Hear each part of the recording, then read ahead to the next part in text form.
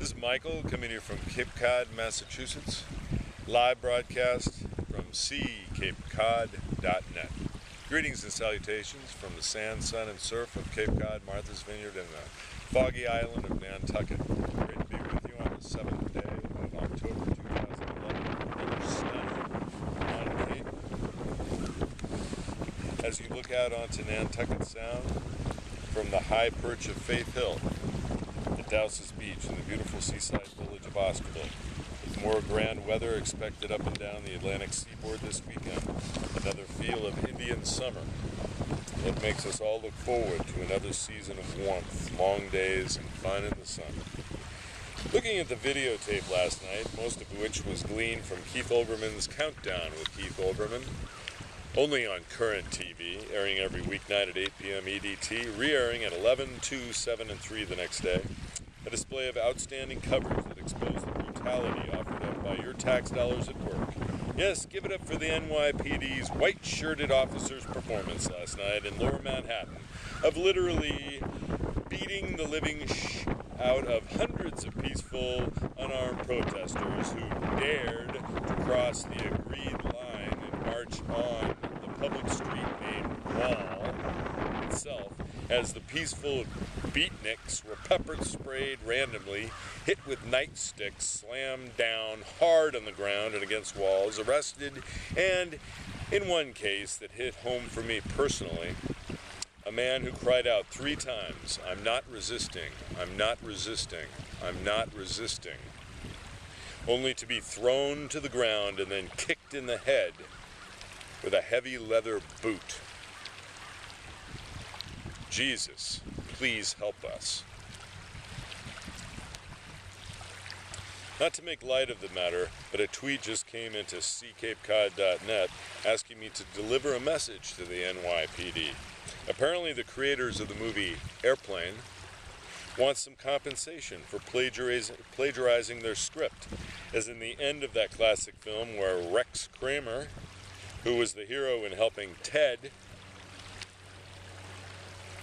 land that disabled plane safely, said this in his obvious gratitude that his help was appreciated and that, more importantly, it worked.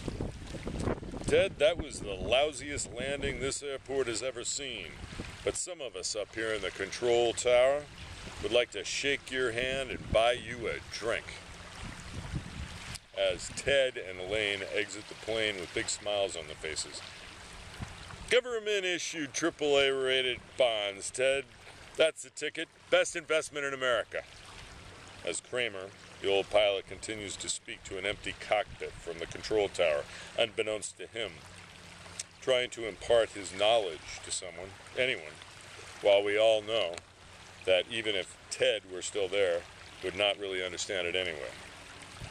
And Ted, here's a question for you. Have you ever been kicked in the head with an iron boot? Strike that, Ted. Of course you haven't. Nobody has. Forget I said that. I say, dear chaps, it's not very sporting of you to kick a man in the head while he's down now, is it? But that is, after all, what Occupy Wall Street is all about.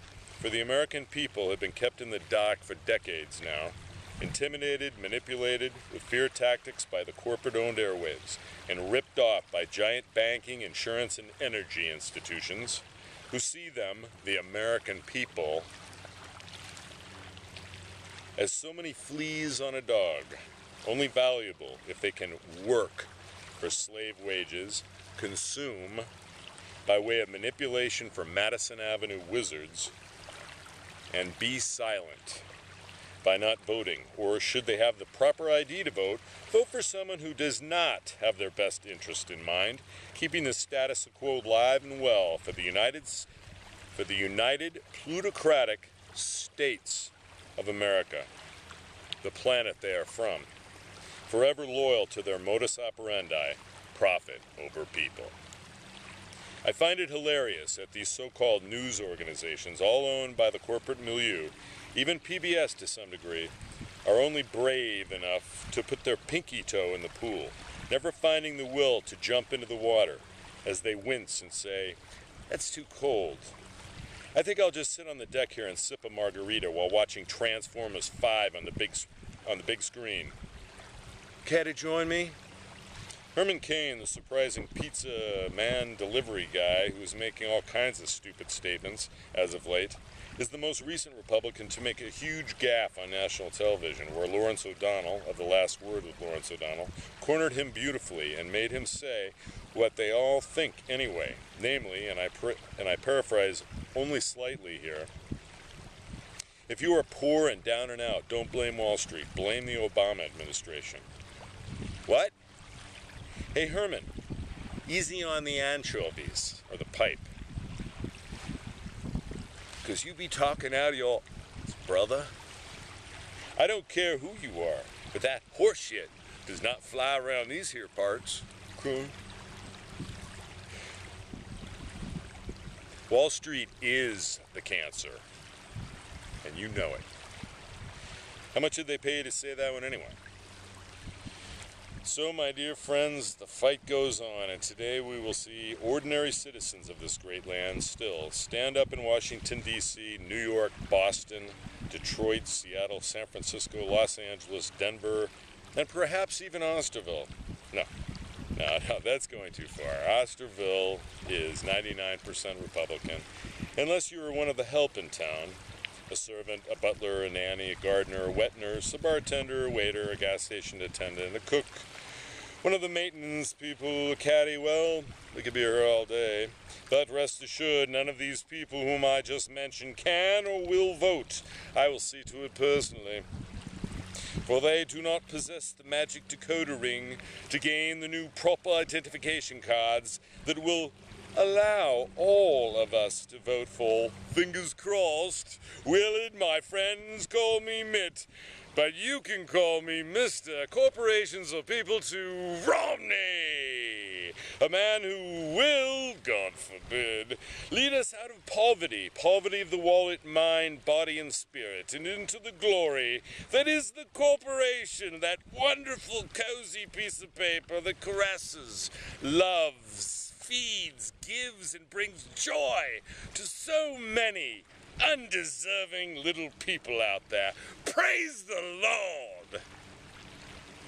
Have a nice weekend, folks, and remember not to accept any of Sean Hannity's wooden nickels from Fox News, a plutocratic, brain-bending propaganda machine. Although, I do hope the reporter and cameraman from that outpost, who were beaten yesterday by the NYPD, are all right. And no one should ever be beaten, sprayed, or defiled in any way, especially by people who were sworn to protect and to serve. Preserve the wilderness. Peace, Michael.